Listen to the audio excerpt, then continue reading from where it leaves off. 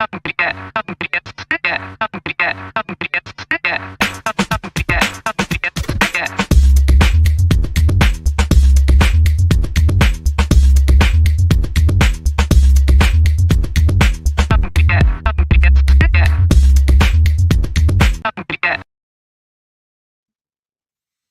Chris. Good morning, Anthony Franco. How are you on this fine Tuesday morning? I'm good. We're experiencing technical issue. Chris and I don't know if you can or can't see Jason. We can't, but he can see himself. Or maybe you can see Chris and Jason and not me. Or maybe this is like Joker's Wild, where we'll just keep swapping black pictures out. So we have a guest today that I don't know if you guys can see him or not, but we're gonna go forward with we can hear him, so we're gonna go forward with the audio and. Yep. This is sort of like metaphysics, right? Well, like metaphysics in the sense of like, if you exist, do you even really exist? I was going to say, you might have the AI version of me on the show today. You're the digital twin. Yeah. Anthony, feeling stuck in neutral while your rivals zoom ahead to bigger markets and bigger paydays? Back in 1934, a small town mechanic built a gadget to automate apple peeling. Who doesn't need an apple peeler?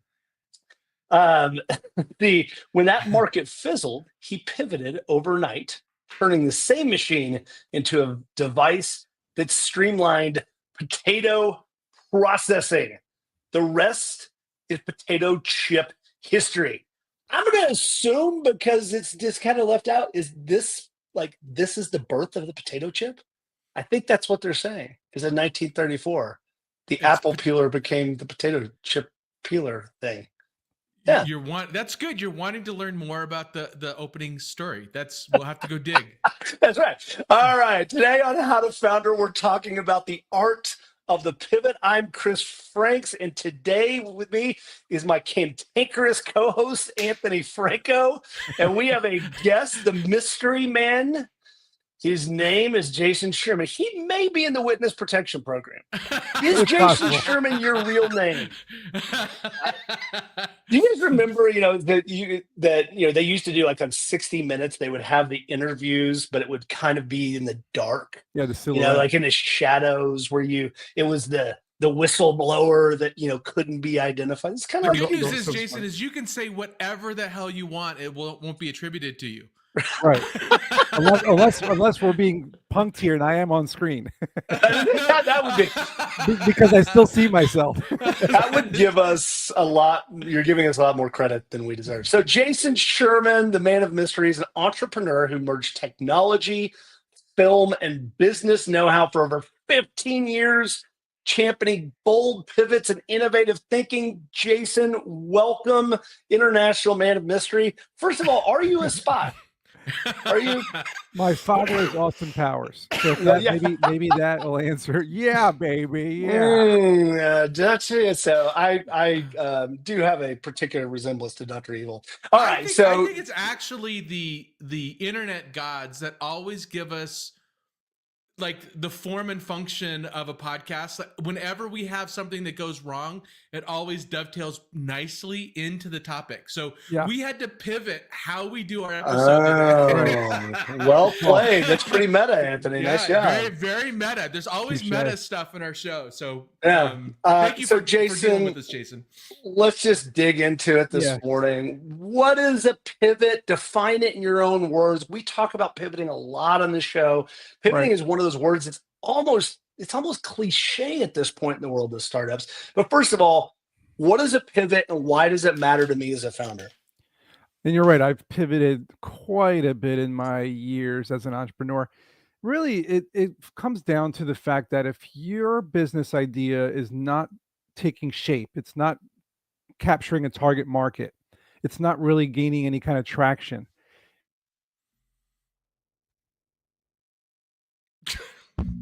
And then he is an international. Oh, there you go. Now you're back. There you go. You went silent for a second, Jason. And then I appeared. Yeah. No, you're still black, but we couldn't hear you. Yeah. Then your audio cut out too.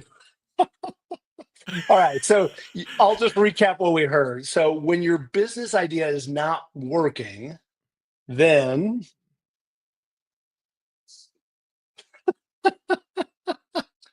Oh, this is hilarious.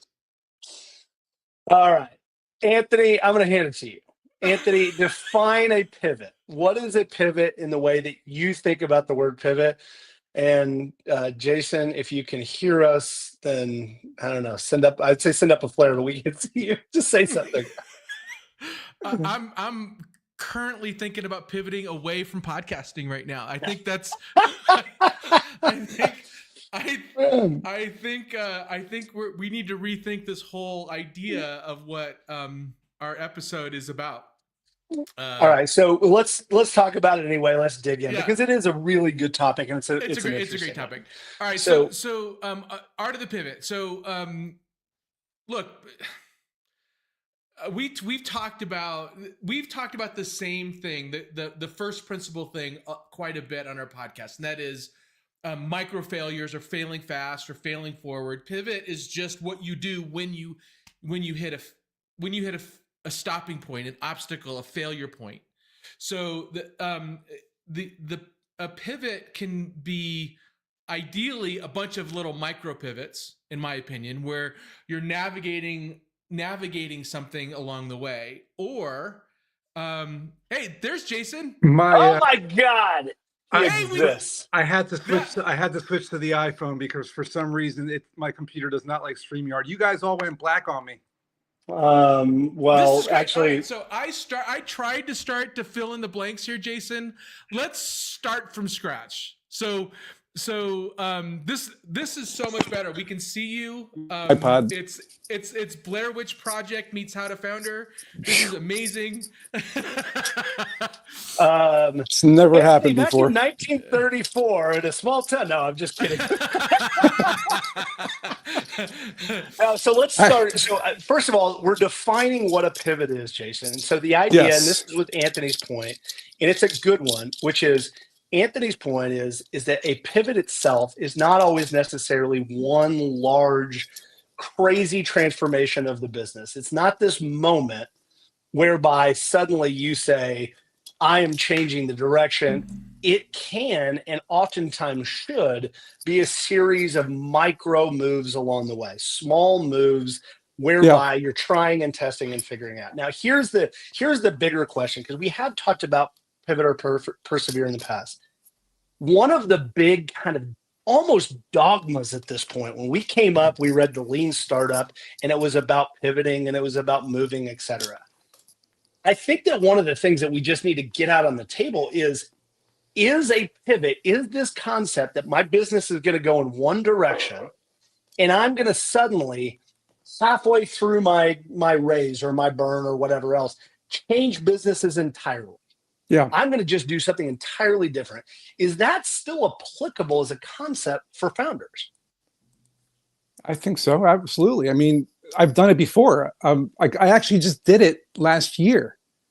So, I mean, I'm in the middle of a pivot, if you think about it. You're right. There's micro pivots, there's macro pivots. There's, the reason why I associate pivoting with something a little bit bigger is because if you spend a year building something and you start to gain traction, and, in the case of my first startup ever, we're talking 15 years ago, I realized that people wanted what I built, but it wasn't really attracting enough people.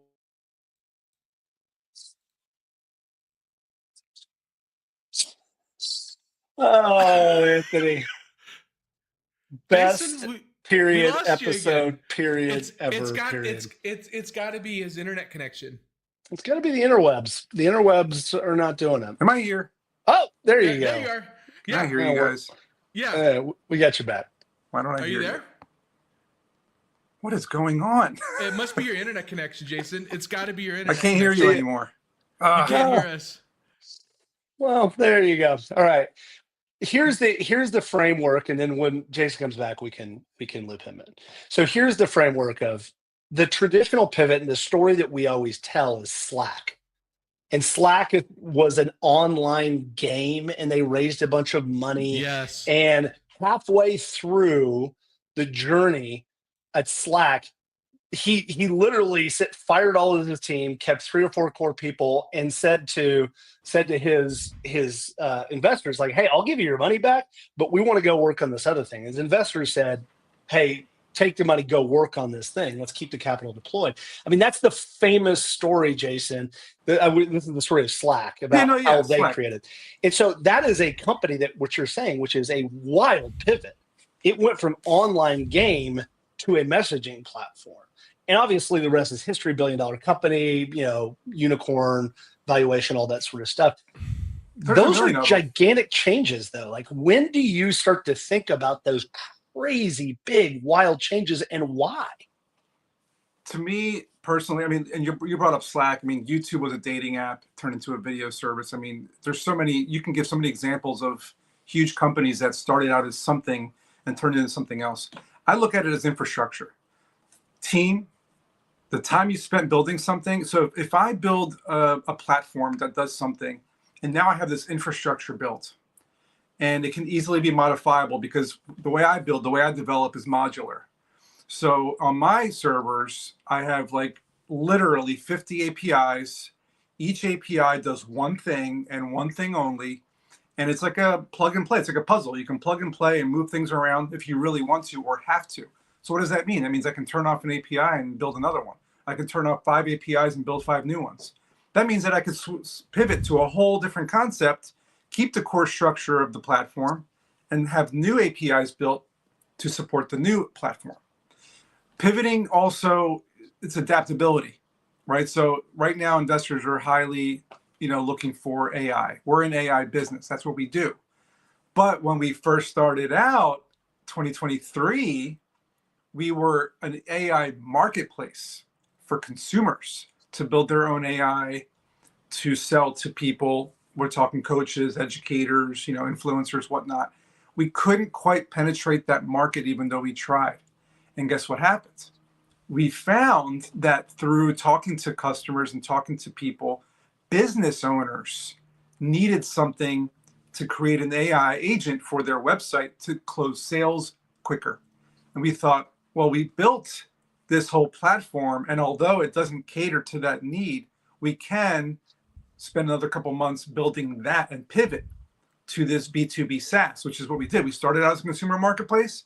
We had like 80% of the B2B SaaS built in that infrastructure.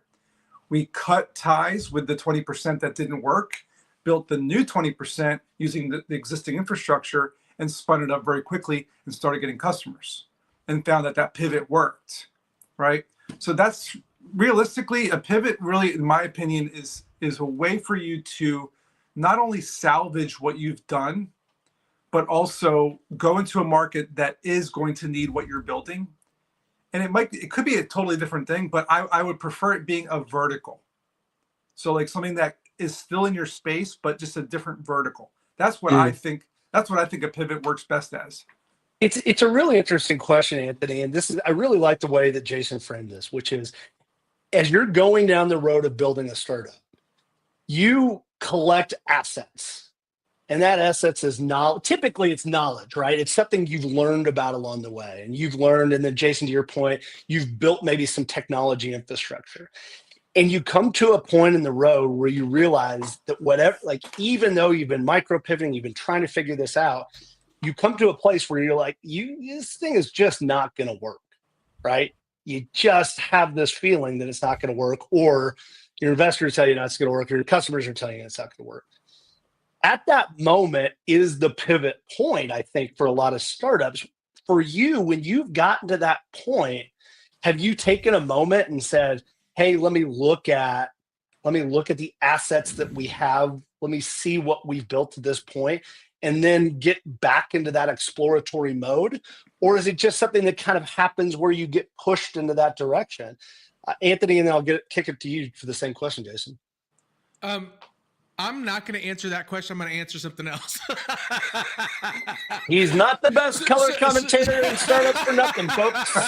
No, there's something, there's an unobvious elephant in the room.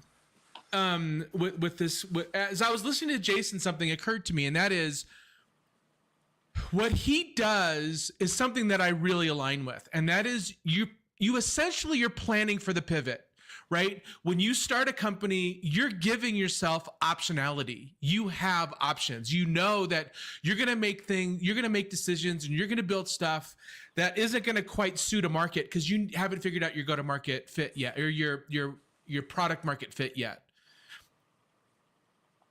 That directly conflicts with the burn the boats mentality.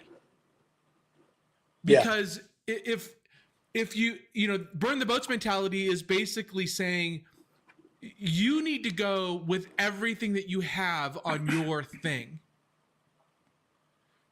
in order to give your thing, because nobody else is, right? So if you go fully burn the boats mentality at something, that gives you a competitive edge because nobody else is. And how do you know if the thing that you're going after is the right market, the right strategy, the right product, whatever, unless you go at it 100% blindly? It's funny you mentioned that, Anthony, because this is the paradox that I'm sitting with. And Jason, I'm going to kick it to you for this, because there is the idea that I talk to founders about and that I believe in is that it's founder market fit. Like, you have to go and be very, very passionate about the problem you're trying to solve. In your case, Jason, you went one direction, we're trying to solve a problem, and said, hey, this ain't going to work, and went after an entirely different problem. Yeah. As a founder, how did that work for you? Was it weird? Was it hard? Was it difficult? Was it easy? Like, how did that work? The first answer I would say out of those emotions that I feel when I have to pivot is frustration. I'm frustrated because I just spent a year building something that didn't work so much in the space that I was trying to target. And the frustration lies in like, oh, I have to do this yet again, and I have to rebuild it again, and I have to market it again and get customers again. And that cycle, as you guys know, is very tedious, long, time consuming and frustrating. So once you get past the frustration part of it, which is definitely a thing, like Anthony mentioned, it's not so much that I am planning to pivot, because I definitely don't want to pivot. Although he's right in the sense that I am planning for the fact that I may have to pivot. That's definitely how I think about these things. And although 100% of your attention goes into a startup, like he was saying, that's 100% true. I mean, I have to put my attention into something. But where I might be different from other founders out there, and if you look at my track record, you'll notice that what I do is I look ahead about 5 to 10 years. I've been doing this for a long time. So if you go back to 2010, 2011, 2012, 13, I built a series of little startups that were way ahead of their time and couldn't get funding or traction because people didn't understand quite what they were. In 2013, I built Instamore. It was the first video dating app on a phone. And I pivoted into Spinner, which is a video friendship app, because during the pandemic, people realized they're lonely. That was a pivot. That was 100% a pivot. From there, people like the AI that I introduced into Spinner as a community member to talk to. And that's when I kind of not pivoted. This is yours, Chris. It's a micro pivot, right? So from Spinner's AI, we micro pivoted into Vengo AI as a consumer AI. From there, the macro pivot was into the B2B SaaS of Vengo AI. Multiple pivots happening here, left and right. It's like literally, I almost call it an evolution. It starts out as one idea a decade ago or 15 years ago, and over years and years and years of iterations and adapting to what the market needs. I think really it's just adapting to the market. What does the market need at a given time? If tomorrow they want robots in their house, then I have to now take Vengo AI and figure out how to put that into a robot.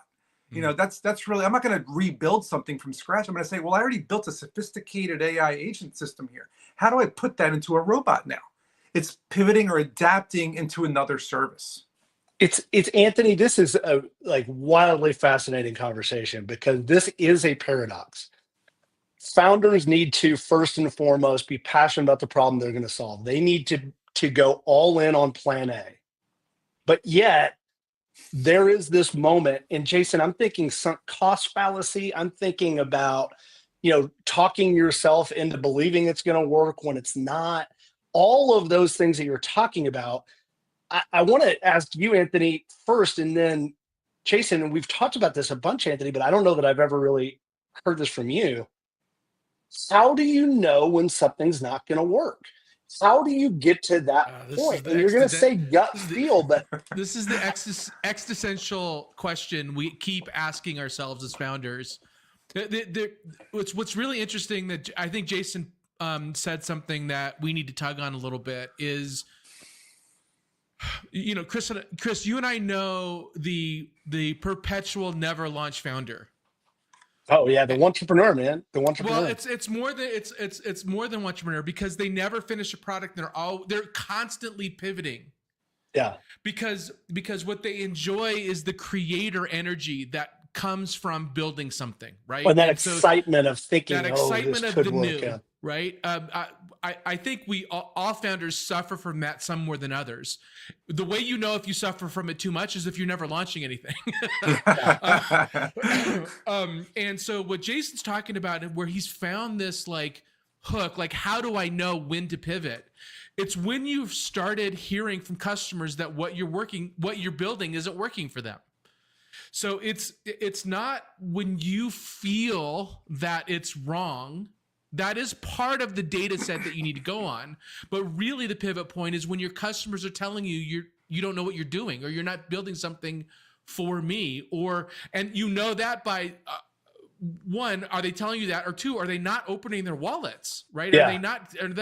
Are they not providing you the revenue to give this thing traction? The question on how far should you persevere, we're never going to answer that question.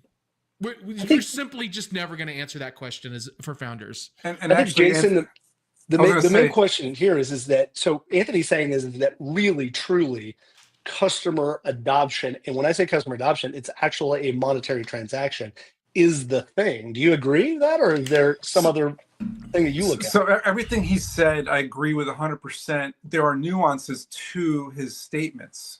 For example, when I first did Instamore, we reached 500,000 users. Does that mean that we're successful to you guys? Does that mean that we were successful? I mean, there's a lot of people that raise a lot of money on those metrics that ended up not ever making a dime. But yeah, users is an early sign of traction, though. There's the other side of the coin on that, what you just said, right? So we had 500,000 users, but we couldn't raise the money we needed to scale. That's why the company shut down. Now, that leads you to think to yourself, so, Anthony said people who pivot and don't launch and pivot and don't launch. Like, I've launched so many companies and so many products that got to a certain level that investors did not support. And I can't attribute that to my own failure. I can only say that they just didn't want to invest in that particular platform because A, I didn't work at Google, B, I didn't go to Stanford, C, I didn't have an exit previously. So they look at those three factors and say, well, this is just some guy I'm taking a flyer on. But that's not the case. If you look at my track record, success after success after success on my own dime and my own time has shown that I can launch and complete and succeed at many, many, many different industries. So finally, during the pandemic, an angel investor decided to take a flyer on my ideas, my businesses, my concepts. And we did launch these companies that are now starting to finally gain traction. But how do you know when to switch to the next thing? Well, so Spinner, right, is the perfect example. Spinner is this answer to the U.S. Surgeon General's loneliness epidemic. That's what it was. It was the answer to the pandemic's crisis, which is causing supposedly heart disease from loneliness. We built the video friendship app. People absolutely loved it. But when we pitched it to investors, hundreds of them, let us know when you have 1 million users or $1 million in revenue. Right, exactly. The typical, chicken and the egg scenario. We had 30,000 users growing at 500 users a week, which was good for our, consumer apps are hard to grow without marketing budgets. And that chicken and the egg scenario makes you think, well, I can't grind this out for 10 years. It's just not going to work. I got to go to where the market is. Where's the market right now? This is now 5 years ago or, 4 years ago, AI. So I have to include AI in my app and see if that will interest investors. Not quite enough, right? They want to see more. They always want more. And the name of the game is investors. You can argue that you can grow an app to 1 billion users like Discord and all the other apps that have done it without funding. But without funding, you really can't grow quickly enough to outperform and, compete with the bigger players. It's just, you can't. They have bigger pockets. So we pivoted to the AI agents, which we know is where the market is. That's where customers need the product. And it's like you said, Chris, revenue based. It's literally, you get a customer, they pay for it, and then that's how you grow. And then we can get investors. We have actionable metrics that they're looking for. They usually say about $300,000 annually is what they want to see before they invest. We can reach those numbers.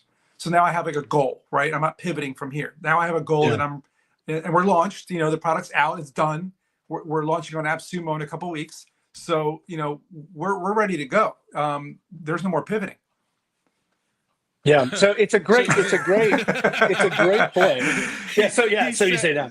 So I think I'm just going to recap, and then I want to get into the hows here, which is when you get to a point where you're failing to gain traction. I'm going to say it's triangulation here, which is A, you're frustrated. B, if you are trying to seek investment, you're struggling to get traction on the investment side. Now, again, you have to be cautious because those can be false positives and false negatives with investors because the investor climate does that. And then the third most important leg of that stool then is customer traction. So those 3 points, if you're failing to get or you're not there on any of those things, that's when we start to say, okay, it's maybe time to do that. All right. So let's say, Anthony, you have now come to this point. You have now come to a point where you're realizing that you need to pivot. Now, Jason, we started off this by saying you start first by taking inventory of your assets. Your assets being assets for your technology assets, intellectual property, your knowledge of the market, et cetera. Jason, am I missing any of when it comes to what sort of I need to take stock of what I currently have? Yeah. I have this conversation a lot with potential partners or investors. We have built an in-house organic marketing engine that works for any industry or company that we can now turn a switch on and apply it to anyone. And what we've done to incentivize customers is offer it to them when they become a customer, is to give them this marketing engine blast for their business because they became an AI customer. That's a very valuable asset that can be used for anything that we do from now on. Also, the fact that we are our team, right? Like our developers can build anything. It's all in-house.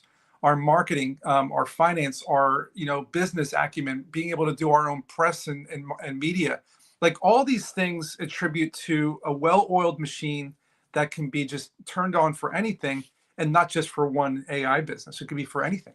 So I feel like you have to really put that into consideration when you're talking to people. It's like, it's not just the infrastructure. It's 10 other things that we've built in-house that are running today. So in this case, you put up on a whiteboard, you say, here are the assets. I've got a great team. I've got good developers. I've got some technology infrastructure. I've built this really cool platform, might be a feature, whatever that could be really beneficial. Anthony, how would you go about valuing that to yourself? And the idea is that I think that we as founders will probably lie to ourselves and be like, oh my God, we've got the greatest team in the world. Like, we're basically early stage Google here. Like, this is easy. How would you go about, facing that where you got all your assets up on a whiteboard? How would you try to get some sort of a logical valuation, if you will? It's internal valuation, but valuation of those assets. Yeah, it's an interesting. One thing I do want to address before we talk about valuation of assets is, Jason, a lot of the folks that listen to our podcast are never going to get investor funding. So pivoting, my first question that I popped into my head is pivoting only for those that have runway? Maybe. Yeah. Because if you have to pivot and you don't have any more cash, then you're screwed. You don't have the resources to pivot. You're screwed, exactly. Right. So maybe this is a more like, I have cash in the bank kind of conversation than otherwise just shut your business down and start something new. That's what a pivot might look like for you. But from taking an inventory on what assets you have,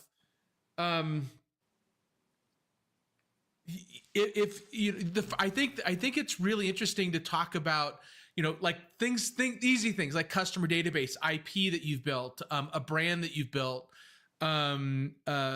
following, products that you have. Those are all really interesting. Team is tougher because the team that you have now, first of all, the team that got you here may not be the team to get you there. And where you're pivoting, may need a different skill set. It may need a different way of thinking about it. Maybe the pivot that you're taking yourself down means that you're not a part of it, which probably prevents from a lot of people from pivoting is the answer to that question. So I think it's also taking an inventory of yourself and why are you in this, and what's a positive outcome for you, setting your ego aside. Those are things that are popping in my head, Chris.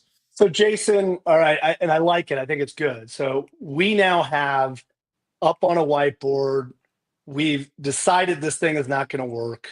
And we said, okay, here's what we have. Here's the reality of the situation. What you said earlier, which I thought was really interesting, is you treat those as puzzle pieces or maybe blocks, kids' blocks of which you're going to rearrange to rebuild. But what you said was it's nice to see what you want to build, but really it's about the market and trying to understand the forces. In your statement, though, you said some pretty intricate stuff, which is you have to look at the macro forces of the market, like AI becoming a thing, and then individually what people need, what gaps exist. How do you do that? That's hard. That's a lot of experience right there, right? So I know that we could talk for hours about that, but what is your process to start to look at what are the gaps, what are the opportunities, what does the market need, and then how can I build those building blocks of the assets that I have into something they want? Yeah, I mean, this is a great point and definitely something we should be talking about because it is hard. But for someone that's the tagline for How to Founder. It's hard. It's hard. All hard. Maybe we should rethink that a little bit. Say it's difficult, but challenging. It's challenging, right? I like a good challenge. But if it was easy, everybody would do it. That's what they say, right? I mean, it's not something easy to decide. Okay, I'm going to go into this market because it's popular, but it is. And when I got into it, it was before people were putting out AI apps left and right, and the market started to slowly get saturated. Now, everybody includes AI or blockchain in their pitch deck. That's just what they do. Whether or not they have AI or blockchain in their app, they're still putting it in their pitch deck. When it comes to the whiteboard valuation and the different pieces in play, I have pictures and videos I can show you from countless meetings where we've done exactly that with magnets and everything. It's crazy. And the reason you do that is for two reasons. One, to visualize what you have so your whole team is on board because they don't know what you have. Your business and your developers and your marketing and everybody is all, crisscross. As a CEO, you have to know exactly what is going on specifically on every detail of every department of your company. I don't care if you're not a techie, learn it. You have to. So once you have it all on the board, the way that I do the valuation is a couple things. The first is, how long did it take me to build each block or module? How difficult were they to build? How long have I been doing the marketing for, and how much money did I invest in the assets, being imagery, videos, blog posts, press releases? How many followers did we get from all those posts? How many team members do you have on your team? In our case, somewhere between 15 and 20. How much time did those people put into building this product over the course of 2 years?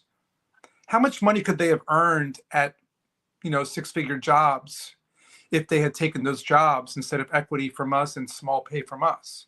If you add all of that up, and you really do add it all up, you're going to come up with millions of dollars that you supposedly spent in building this business, even though you didn't spend it.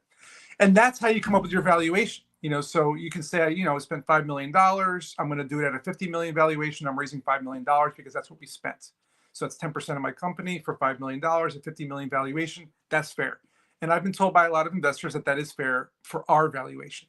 So that's how you do it. It's really about time put in, difficulty level, the kind of results that you received, how many customers, like Anthony alluded to. Customer database is important. Spinner's case, we had 30,000 users. You can put $5 on each of those, pretty much lifetime value, whatnot. It's 150 grand right there. So you just kind of, That's low. It is. That's low. It is, but that's because we spent $1 getting them because our organic growth was so great. So we just put a low value because investors are like that, right? That's how they think. They want to lowball you. So you lowball them, and then they're like, oh yeah, that sounds great to me. You know what I mean? But at the end of the day, it's really a math problem, in my opinion. It's really a math problem. It's time plus cost plus difficulty equals value. This is from my old buddy Mike Stipple, who's like one of the most badass founders on the planet. So Stipple, I feel like you should be answering this. But do you think most pivots happen because the entrepreneur loses self-interest in their ideas, or a forced pivot caused by fear, uncertainty, doubt, forming an outside, with opinion? Great question, Stipple. And again, I feel like you should be answering it because I usually ask you such questions. But what do you think, Jason? When is Mike going to be on the podcast? No Mike, kidding, man. Reach out to us. Get him on right now. Yeah. We'll have another mystery guest. Something Anthony said earlier, that you lose interest and passion in what you're building. I don't think I ever did in any of the products I ever built. It's not about losing interest or passion for me. It's not getting the results that I feel are deserved. So if I build, for example, Spinner, which in my opinion is the best social app on the market because it really is amazing if you try it, but not enough people were using it because we didn't have enough of a budget to get them on, and no investors wanted to invest outside of an angel investor. So it's not about losing interest. I love the app. I still use it daily. It's my go-to app to talk to people about real conversations. But I can't keep working on it. I can't keep marketing it. I can't keep developing new features for it. I can't, because it's like I tell people an analogy. You can build Disney World and nobody will come. You're not going to add another theme park and another theme park and another theme park. No one's going to come because they didn't come to the original Disney World. Right, exactly. Yeah, you can add as many theme parks as you want. It turns out that, they're just not going to add more roller coasters, but no one's going to use them. So you can't do that. You have to do the smart move, which is, again, looking far ahead in the future. Okay, AI is becoming a thing. It's really starting to, become part of the zeitgeist. I know how long it took people to, start using electricity, start switching their horse and buggy to a car, start switching over from flip phones and rotary phones to smartphones. That was a tough one for a lot of people. And so I know how long it takes for people to finally say, fine, I give in. I will use the new technology. And guess what, people? AI is that next thing that everyone is eventually going to have to accept and adapt to and use. And if they don't, they're going to be left behind, where all the productive people who are upskilling right now for their careers and their businesses are integrating AI in ways that are just making our productivity soar through the roof. That's why I pivoted to it. I want to take a stab at answering Mike's question directly, because Mike said, do you think pivots happen because the entrepreneur loses self-interest or fear, uncertainty, and doubt? And it's all, I would say, Mike, we've all seen this. All bad pivots, that's where it comes from, right? So if you want to talk about a bad pivot comes from fear, and good pivots comes from market feedback. So I do think that most founders pivot because of that, and I do think that most pivots are bad pivots. They just weren't patient enough to get enough data, or to understand the market deeply enough, or to maybe not pivot the business, but pivot a marketing strategy, or pivot a messaging or positioning statement, or maybe they miscalculated their sales cycle time, right? Maybe it's not going to take 3 months to close. It's going to take 8 months to close, and you just need to rethink your sales strategy. So it's not pivoting the business. It's just pivoting. This goes back to that micro pivot. It's like, let's navigate all the ways that we can make this business work, because I still believe in it, before we decide to change the business itself. I think that what you're saying, Anthony, and this is, and I want to get to that, what you're talking about, which is sitting in that world of possibility, because I think that's important. But there is a point here, and I think that this is something that we would all agree with, which is you as a founder are not an objective party. You really, it's very hard for you to tell whether you should be sitting and persevering because there's enough traction here or whether or not it is not going to work. It's funny, Jason, because that's why you have boards of directors. That's why there are, when you have a funded company, it's why your investors sit on those boards. For non-funded companies, you can create that same thing. We talk about the board of advisors, but really relying on a group of people. All right, so here's the last kind of major theme I want to talk about, and we'll get to the speed round. You've talked about it a couple of times now. You need to sit, look at the assets on one side, but then the market and what's going on and looking at the future on the other. That's an interesting skill. I think some founders are naturally futurists that really love new technology and love seeing emerging trends. But for any founder, let's say you've sat in that place and you know you need to pivot and you're looking at what assets you have on one side. For the other side of this equation, let's say, what are some ways that I can go out and try to find those opportunities that are happening in the market? You mentioned AI, obviously a huge deal. What are some of the things that you've done to say what possibilities exist for this infrastructure and assets? That's a great question. Trying to basically fine tune what you've built and find something.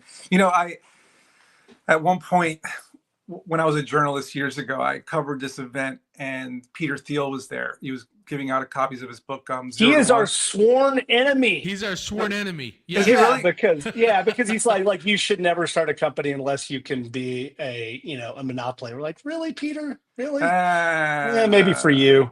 I don't think so. I don't think that's true. I think that there's a lot of room for competitors because you got Coke and Pepsi, and right. If Netflix Peter wants to be on the show, call me Peter. Yeah, I hate you. But look, we can say this though. He gave me a bit of advice. I just so happened to be in an elevator with him going from one floor of the event to the other, and it was just us two.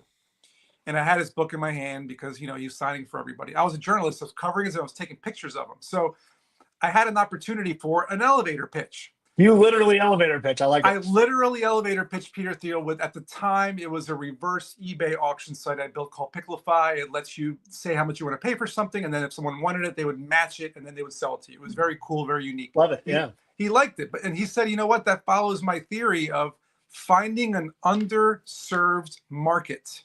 So how do you do it? Look for the things that are, what he said, not sexy. So maybe a factory building, car parts isn't really sexy. And maybe they have a software that's really antiquated. How do you disrupt that?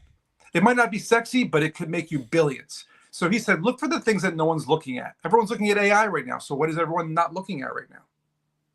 That's kind of how you do it, right? You want to look for what people, and that's what I try to do. So with Spinner, believe it or not, if you look in the market in 2020, 2021, there were literally zero markets to make friends. Facebook is not for friends. Facebook's for your family and you already have friends. These are to make new friends. How do you do that?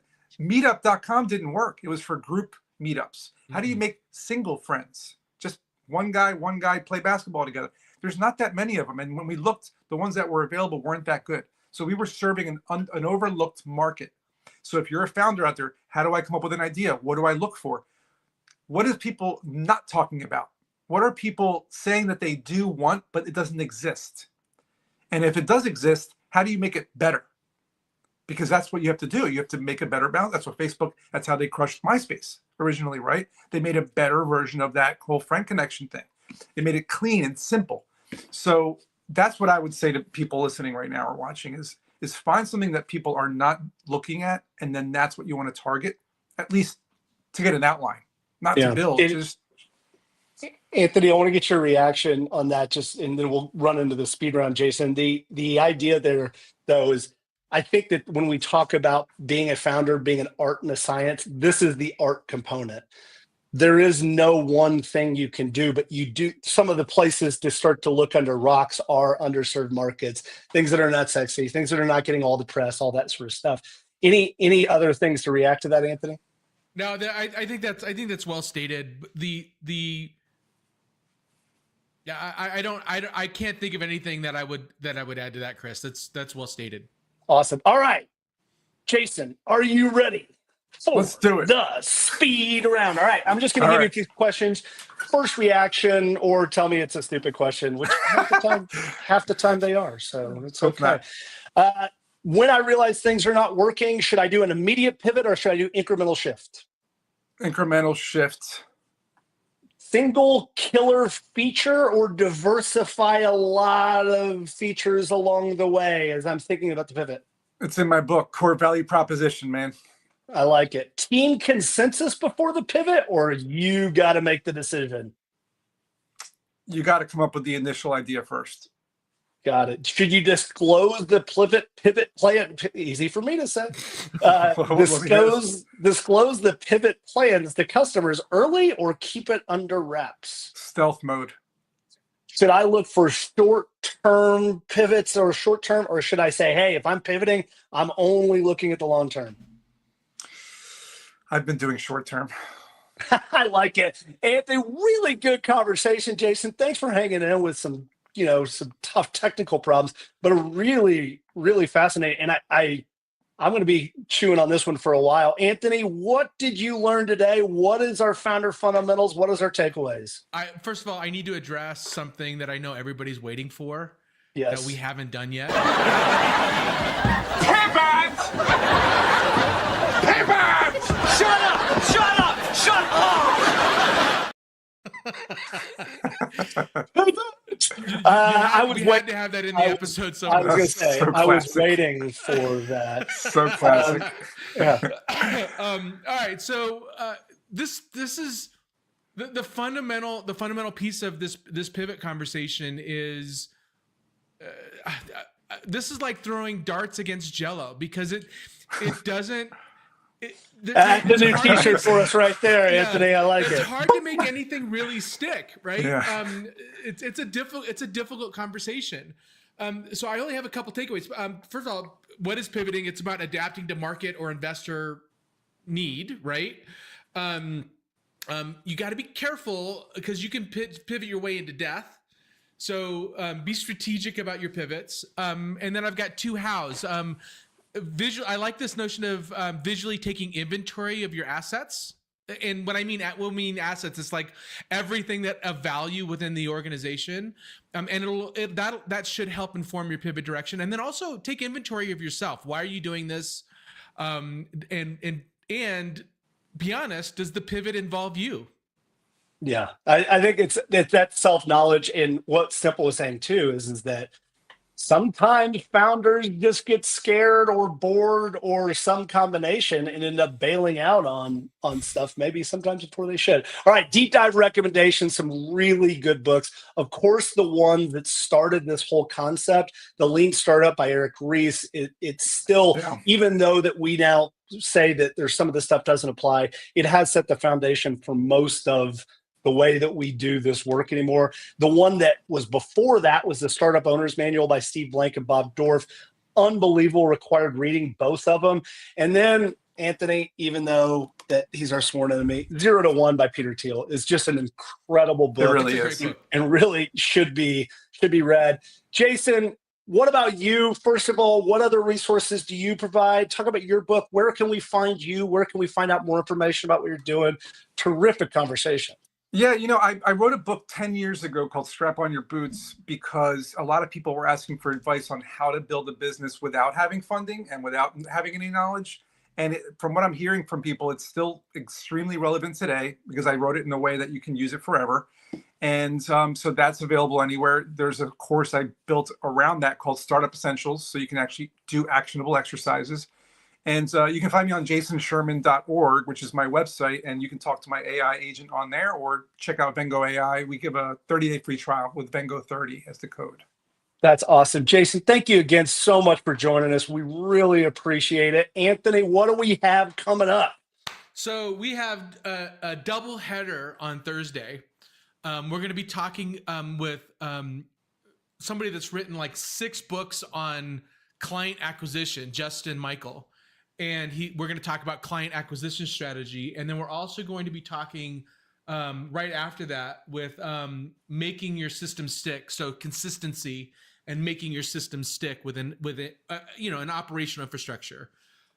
With that, I Jason, mean, you're asking me to wake up at like we're starting at 7 a.m., Anthony, which is like noon for you. For me, yeah, I don't know what you're bitching about. Anthony. Get that coffee pot ready, man. Exactly. This doesn't just happen, Anthony. You were supposed to come on with a wig, though, Chris. You were supposed to come on with a wig. That's this morning, right. if you Exactly. remember our episode Yeah, I today. totally forgot. Yeah. So Lord. again, I'm Anthony Franco, and my cantankerous co-host Chris Franks. Thank you so much for tuning in. Remember to follow us. Just go to howtofounder.com. You can follow us on all the tubes and socials. And with that, I'm going. What did we learn yesterday, Jason? If you like us, please give us a review. And my name's Chris and Anthony. And if you hate us, my name's Jason Sherman. So thank you. I'll end it with what I should have ended it yesterday. May your venture grow faster than Chris's hair.